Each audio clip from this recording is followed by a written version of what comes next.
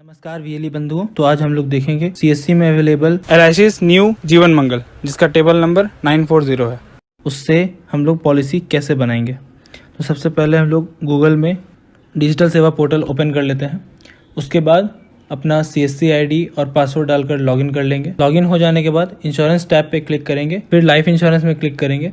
उसके बाद LIC micro insurance pause पे क्लिक करेंगे, फिर डिजिटल सेवा कनेक्ट बटन पे क्लिक करके पोर्टल लॉगिन कर लेंगे। अब माइक्रो इंश्योरेंस प्लान से हम लोग एलआईसी न्यू जीवन मंगल जिसका टेबल नंबर 940 है क्लिक करेंगे। यहाँ हमें ग्राहक का जन्म तिथि, उसका जेंडर, प्रीमियम पेमेंट टर्म मतलब कितने साल के लिए वो कस्टमर पेमेंट करेगा, और उसका सम एश्योर्ड, फिर पेमेंट मोड मतलब मंथली क्वार्टरली कस्टमर के हिसाब से चूज़ करके फिर आगे बढ़ेंगे। यहाँ हमें पॉलिसी में लगने वाला प्रीमियम दिखाएगा। उसके बाद वैलिडेट करके हम प्रपोजल फॉर्म में आ जाएंगे। यहाँ पर ग्राहक का नाम, उसका पता, मोबाइल नंबर, ईमेल आईडी सब कुछ बहुत ही ध्यानपूर्वक भरें ताकि भविष्य में कस्टमर को कोई परेशानी ना हो और ना आपको कोई दिक्कत हो। अब यहाँ हमें एज प्रूफ का डॉक्यूमेंट सेलेक्ट कर लेना है। फिर उसका आइडेंटिटी प्रूफ में जो डॉक्यूमेंट दिया है उसको सेलेक्ट कर लेंगे। फिर नेचर ऑफ ड्यूटी वो क्या करते हैं।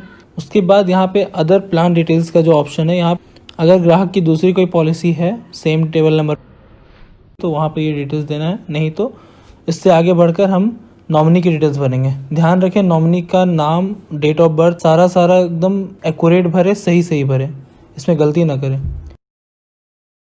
अगर ग्राहक की दूसरी कोई पॉलिसी है सेम टेबल नंबर। अब आते हैं हेल्थ डिटेल्स में। फिर उसका जो गुड हेल्थ है या नहीं है, यस और नो करके है वो उनसे पूछ कर और उसके बाद ही सही भरें। अगर गलत भरने से बाद में क्लेम में दिक्कत आ सकती है, जिसकी वजह से कस्टमर को दिक्कत हो सकता है। डिटेल्स के बाद अब है बैंक अकाउंट डिटेल्स। यहाँ पर कस्टमर का नाम, account number, IFSC code, account का टाइप क्या है, सेविंग्स या करेंट, वो डालकर फिर हम लोग आ जाएंगे एजेंट कॉन्फिडेंशियल रिपोर्ट में। उसके बाद स्टेट ऑफ हेल्थ मतलब आपका स्वास्थ्य कैसा है। उसके बाद जो एलए टाइम पीरियड है, यहाँ पर ये डालेंगे कि आप उस कस्टमर को कितने दिनों से जान रहे हैं, ठीक है। उसके बाद कस्टमर का आइडेंटिफिकेशन मार्क, कोई एक मार्क होगा, वो कस्टमर का आइडेंटिफिकेशन मार्क यहाँ डालना है। फिर यहाँ पर कुछ क्वेश्चन दिया गया है जिसे आप अच्छे से पढ़ के ध्यानपूर्वक उसको भरें। इसके बाद टर्म्स एंड कंडीशन को एक्सेप्ट करके प्रोसीड कर दें। यह है प्रपोजल व्यू कॉलम। यहाँ पर हम लोग क्या करेंगे, सारा जो डिटेल्स हमने भरा है उसे पहले हम वेरीफाई कर लेंगे। अगर कहीं पे कुछ अगर गड़बड़ है कि अगर हमने कुछ गलत टाइप कर दिया है या गलत क्वेश्चन का आंसर दे दिया है, तो हम यहाँ नीचे में एडिट में जाकर के उसको एडिट कर सकते हैं। जैसा कि हमने सारा कुछ मिला लिया है तो हम कंसेंट को एक्सेप्ट करके फिर यहाँ पे सबमिट कर देंगे। उसके बाद हम पे बटन पे क्लिक करके फिर सीएससी वॉलेट से अपना पेमेंट कर लेंगे। पेमेंट करने के बाद ये हमें प्रपोजल फॉर्म पेज पे ले आएगा। यहाँ हमें click to view proposal form पे क्लिक करके कस्टमर का प्रपोजल फॉर्म डाउनलोड कर लेंगे। उसके बाद उसको प्रिंट करके कस्टमर का फ़ोटो और कस्टमर का सिग्नेचर, फिर एक खुद सिग्नेचर करके देन उसको स्कैन कर लेंगे, जिसे हमें अपलोड करना है जैसा कि हमने यहाँ पे किया हुआ है। अगर कोई इलिटरेट है जो साइन नहीं कर सकता है तो उसका वहाँ पे हम लोग थंब इम्प्रेशन लेंगे और उसके बाद डिक्लेरेंट का सिग्नेचर लेंगे।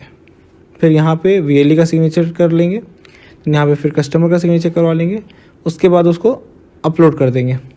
ध्यान रहे किसी भी डॉक्यूमेंट का साइज़ 3 MB से ज़्यादा का नहीं होना चाहिए। जैसे फ़ोटो, सिग्नेचर, कस्टमर का आधार कार्ड, पैन कार्ड, उसका बैंक का पासबुक, फिर हमने जो PDF जो स्कैन किया है वो कोई भी 3 MB से ज़्यादा का नहीं होना चाहिए। आप डॉक्यूमेंट चाहे तो इस SSID के द्वारा बाद में भी अपलोड कर सकते हैं। सारा डॉक्यूमेंट अपलोड हो जाने के बाद इस टैब को बंद कर दें। 24 से 48 घंटे के भीतर एलआईसी की तरफ से कस्टमर को और आपको मेल द्वारा पॉलिसी कॉपी भेज दी जाएगी। डॉक्यूमेंट अपलोड करने के बाद पॉलिसी का स्टेटस जानने के लिए इस SSID के द्वारा चेक पॉलिसी स्टेटस पर जाएं।